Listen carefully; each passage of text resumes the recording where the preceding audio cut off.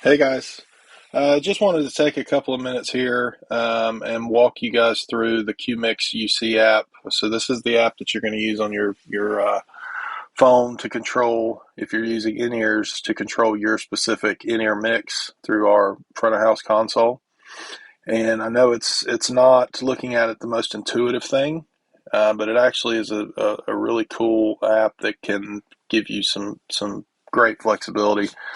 And there are a couple of little tricks that if you take a few minutes on the front end to set these up, it's going to make your life much quicker and easier when you need to adjust mixes. So you can always have, the right mix for your in-ears. So just real quickly, I want to kind of do a general overview of the app. I'm going to run this app in demo mode since I'm not currently connected to our front of house mixer. In our front of house mixer, you'd hit this scan button at the bottom, and then our mixers would show up. You have to make sure you're on our Wi-Fi network so that you can see the mixer. But our two mixers, front of house and streaming mixers, will show up. You want to choose the 64S. That's the front of house mixer. So, but for this purpose, I'm going to click the demo mode, and if I move over here to the second page, you'll see it's kind of showing me some levels. Those aren't really there, obviously. It's just, it's a demonstration. So, but it shows me all of my mixer channels, all of my effects returns, tape in other things, talk back, et cetera, et cetera.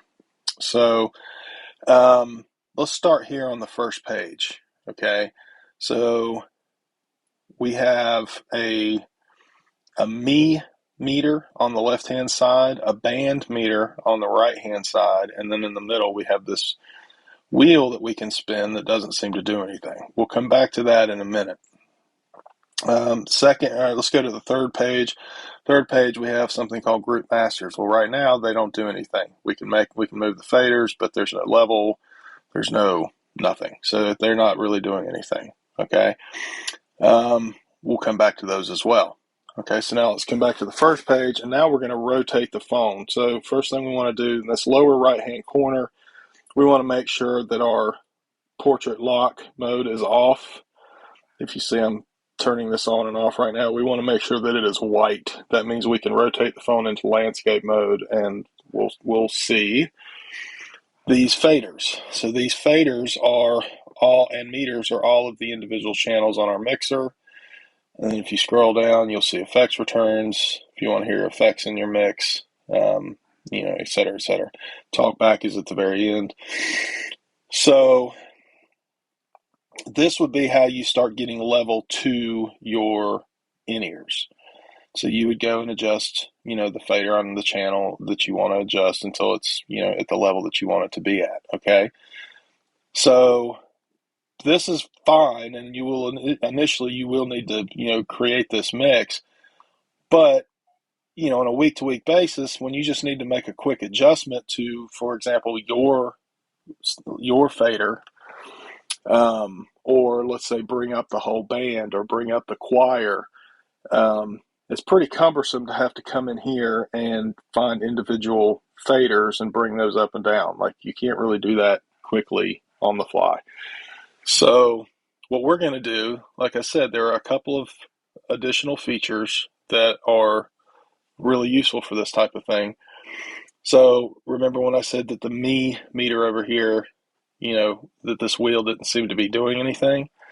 Well, if we go to the second page in portrait mode, at the top of the page, you'll see the word me. So now we can go through this list and we can find me. In other words, whatever channel you are assigned to, whether that's acoustic guitar 1, or vocal mic 1, whatever.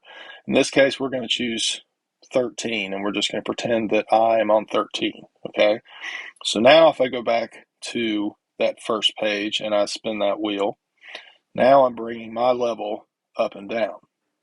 Okay. So that's just a very quick way to be able to turn my level up and down without having to go into the actual fader mix. Okay. So, or fader view. So one other feature that this app offers is that you can create 4 custom groups of different channels that you can control with these individual faders. Okay, so let's walk through how that would work. All right, so let's go back into landscape mode. Okay, and first thing, let's just create kind of a, this is purely visual. Has obviously nothing to do with what this would actually sound like. I'm just doing this for demonstration purposes. But I'm going to create a mix that roughly equates to what you might see. And by the way, when you are creating this mix, if you find yourself running your faders way down here, it means you have your pack turned up way too loud. So you want to turn your pack down and you want to bring your faders up. You want those faders to live somewhere in this area. And the reason for that is it's a little bit complicated, but basically these meters are logarithmic and you get finer control in this area than you do in this area.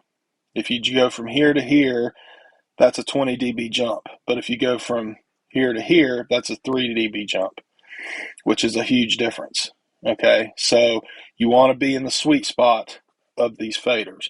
You want to get those faders where they need to be, make your adjustments to your pack level, your pack volume, and then go from there. Okay, so let's go ahead and just finish out this mix. Okay, and we'll just work with like the first 16. Okay, so let's say this is the mix that you've come up with, and remember, me is channel 13. Okay, so that's in this instance that would be you. Just a again a demonstration. So now we're going to group some things together. Okay, so we're going to click. If you see this groups on off button here, to the right of that is a chevron. We're going to click on that, and we have 4 groups: 1, 2, 3, and 4. Let's say group 1, we want to make that our vocal channels, okay, our vocal mics. So let's click 1, 2, 3, and 4.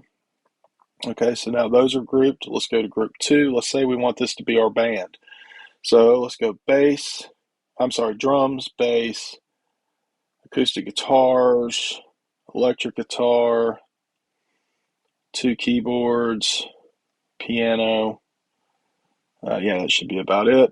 All right, let's go to group 3. Now let's say group 3 is our choir mics. Let's actually just add it to the group. So there's our 4 choir mics. Now those 4 choir mics are over your heads on stage.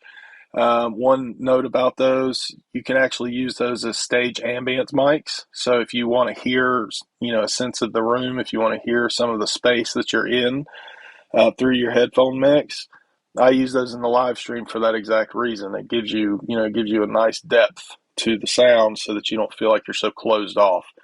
So you can bring those into the mix and you'll actually hear what's happening on the stage. Okay, and then group 4, don't really know what we'd use this for, but we'll just go ahead and group those together. Again, these, you can group these however you want. These are how I would maybe suggest doing it, but again, you can do it however you want. So now that we've assigned our groups, let's click, back on this chevron, and that brings us back here. So now with groups on, if I grab one of these faders, all of the faders move, okay, in that group. Same here. The entire band group moves. So the entire band is being turned up or down at this point. And the balances between the instruments stays the same, okay? So same here with the choir mics. We can turn those up or down, which in reality, the choir mics are probably going to be all the same volume. So we'll do that, or roughly the same volume. Okay, so now these are our choir mics. We can turn all those up and down. And then here's our 4th group, whatever you wanted to use that for. Okay, so all those are grouped now. If I turn my phone back into portrait mode, you'll see now I've got a blue bar, a meter essentially. It's not actually a meter, but it's just showing you roughly the level of the band. And the band, from what I can gather, is all of the groups together. It's not literally the band. It's all of those four groups. It's giving you a relative level of all those four groups compared to your me level. Now, sometimes when you assign those groups, the me function loses its assignment. So we're going to come back over here and click 13. And so now we can turn that up or down. So this is me, again, and if I need to adjust to the individual levels of the instruments or the different groups, we just use these masters here. Much quicker than, doing this and scrolling through. And whatever you do here will reflect on that other page. So let's say I turn this group all the way down, right? Now if I come over here and I scroll down, all of these channels are zeroed out, right? They're all the way at the bottom. They're turned off, essentially. So whatever you do here reflects here, and whatever you do here reflects here. Hopefully that makes sense.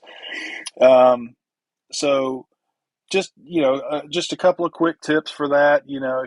Hopefully this will help you guys kind of get this dialed in so that you can really use it to get the best possible mix for yourselves. Yes, there is some setup time on the front end, but once you get that done, week to week, that should pretty much stay the same. So if you have any questions about anything in specific, I know this might be kind of alien gibberish to some of you who have never, worked on a mixer or dealt with audio, signal flow or anything like that. If you have any questions about anything like that, just let me know and be happy to, take a few minutes and help you set this up. The biggest thing we want is for you guys to be able to use these, to get the best possible mix and be as successful as possible. So hopefully that helps.